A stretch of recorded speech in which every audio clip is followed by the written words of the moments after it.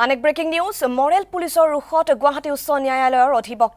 অধিবক্তাজনে অবৈধ অট্টালিকা নিৰ্মাণৰ বিৰুদ্ধে অভিযোগ দাখিল কৰিছিল উপায়ুক্তৰ কাৰ্যালয়ত তাৰ পিছতে ছয়গাঁৱৰ চাম্বুপাৰাত অট্টালিকা নিৰ্মাণস্থলী পৰ্যবেক্ষণ কৰিবলৈ যাওঁতে গুৰুলকৈ প্ৰহাৰ অধিবক্তাজনক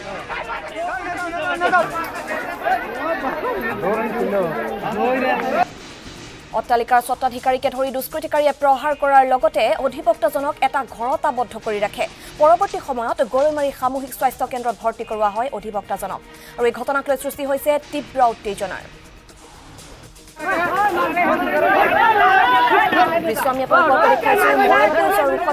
গুৱাহাটী উচ্চ ন্যায়ালয়ৰ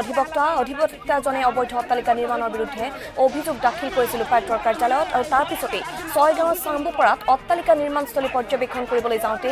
গুৰুলকৈ প্ৰহাৰ কৰিছে অধিবক্তাজনক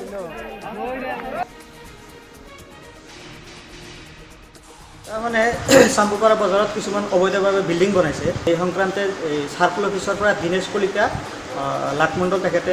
ইনকুৱাৰীত আহিছে চাম্বুপাৰা বজাৰত তাৰপিছত মানে সাজামালালীয়ে মোক ফোন কৰি মাতিলে যে ইনকুৱাৰীত আহিছে আহক পিছত মই চাব গ'লোঁ মণ্ডলৰ লগত কথা পাতি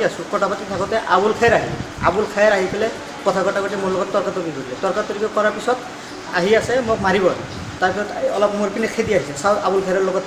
পিষ্টল দেখা পাই মই দৌৰি সিফালে আহিছোঁ তাৰ সন্মুখৰ পৰা মন্তাজালি মোক ৰখাইছে মন্তাজালি কৰি মই দৌৰি গুচি আহিছোঁ আহোঁতে